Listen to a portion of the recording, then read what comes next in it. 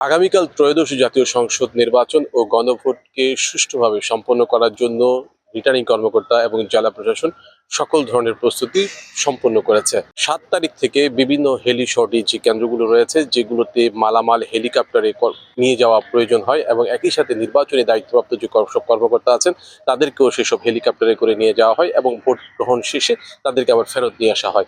সেসব কেন্দ্রে গত ৭ ফেব্রুয়ারি থেকে মূলত সেখানকার যে ভোটের যে সরঞ্জাম সেগুলো পৌঁছানোর কাজ শুরু হয়েছে। আজকে মূলত রাঙামাটির ২৯৯ সংসদীয় আসনের ২১৩টি ভোট কেন্দ্রের সকল কেন্দ্রে নির্বাচনী সরঞ্জাম পৌঁছানো হয়েছে এবং নির্বাচনী কর্মকর্তা সহ সেসব কেন্দ্রের প্রিসাইডিং কর্মকর্তাদের কাছে মূলত নির্বাচনী সরঞ্জাম বুঝিয়ে দেওয়া হয়। নির্বাচনকে সুষ্ঠুভাবে সম্পন্ন করার জন্য রাঙামাটিতে ২০ জন নির্বাহী ম্যাজিস্ট্রেট নিয়োগ দেওয়া হয়েছে এবং একই সাথে নিরাপত্তা নিশ্চিত করতে প্রায় ৫,৫০০-এর মতো আনসার, পুলিশ, র্যাব, সেনাবাহিনী, বিজিবি সহ ৮,৫০০ নিরাপত্তা বাহিনী মোতায়েন করা হয়েছে, যারা এই আগামীকালকের যে নির্বাচন সেটিকে সুষ্ঠুভাবে সম্পন্ন করতে সহায়তা করবে বলে জানিয়েছেন রিটার্নিং কর্মকর্তা। এছাড়াও তাৎক্ষণিকভাবে বিভিন্ন ধরনের মোবাইল কোর্ট পরিচালনা করা হচ্ছে। বিজিবি, পুলিশ সহ বিভিন্ন বাহিনী রাস্তায় টহল দিচ্ছে এবং নির্বাচনের যে সর্বশেষ যে সকল যে প্রস্তুতি, সেই প্রস্তুতিগুলো জেলা প্রশাসন বা রিটার্নিং কর্মকর্তার কার্যালয় সেটি সম্পন্ন করেছে। রাঙামাটি শহরের মধ্যে এখন অনেকটা নির্বাচনের যে আমেজ সেটি তৈরি হয়েছে। এখন এখানকার যে তরুণ প্রজন্ম থেকে শুরু করে নানা বয়সী শ্রেণী পেশার মানুষজন তারা অপেক্ষা করছেন আগামীকাল তারা তাদের মতামতের মধ্য দিয়ে নির্বাচনী যে আসনটিতে যারা তাদের যে যোগ্য প্রার্থী তাদেরকে বিজয়ী করার জন্য তারা মুখিয়ে আছেন। অন্যদিকে আরেকটি যে বিষয়টি বলে রাখি যে রাঙামাটিতে মূলত ২১৩টি ভোট কেন্দ্র রয়েছে, যার মধ্যে ২০টি হেলি শর্টিং কেন্দ্র রয়েছে এবং ১৭০টি ঝুঁকিপূর্ণ কেন্দ্র রয়েছে।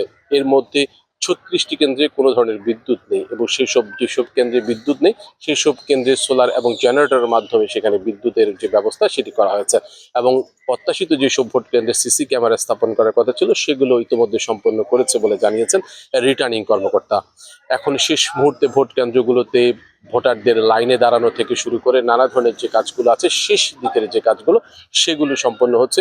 এছাড়া বাদবাকি যে নির্বাচনটিকে সুষ্ঠু করার জন্য যত ধরনের যে কাজ আছে সেগুলো জেলা প্রশাসন এবং রিটার্নিং কর্মকর্তা শেষ করেছেন। স্টে সেফের ডাবল লেয়ার প্রোটেকশনই পিরিয়ডের হেভি ফ্লোর দিনগুলোতে আমাকে রাখে নিরাপদে। Stay safe.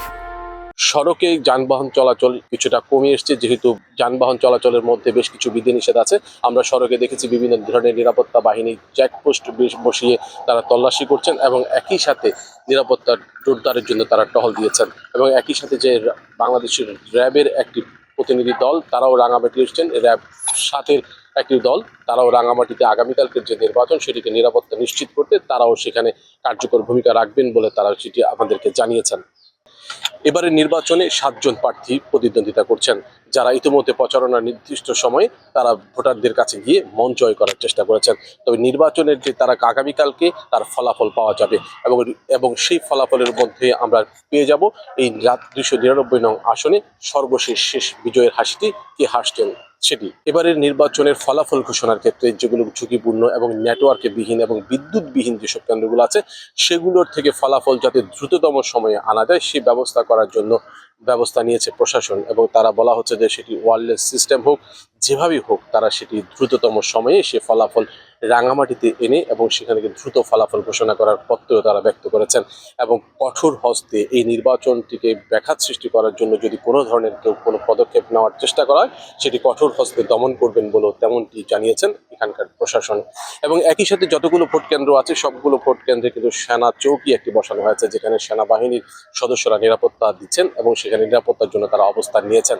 রাঙামাটির সার্বিক পরিস্থিতি, ভোটের পরিস্থিতি খুবই স্বাভাবিক রয়েছে। খুব কোনো প্রার্থীদের মধ্যে দিয়ে পাল্টা অভিযোগের খুব বেশি মাত্রায় সেটি নেই এবং শান্তিপূর্ণভাবেই এই নির্বাচনী আসনের ভোটের যে প্রচারণা সেটি শেষ হয়েছে। আশা করা যাচ্ছে যে আগামীকালকের যে নির্বাচন সেটিও সুষ্ঠু ও স্বাভাবিকভাবে শেষ হবে এবং সেটি সুষ্ঠুভাবে করার জন্য সকল ধরনের প্রস্তুতি নেওয়া হয়েছে বলে জানিয়েছেন রিটার্নিং কর্মকর্তা সৈকত রঞ্জন চৌধুরী, ডিবিসি নিউজ, রাঙামাটি।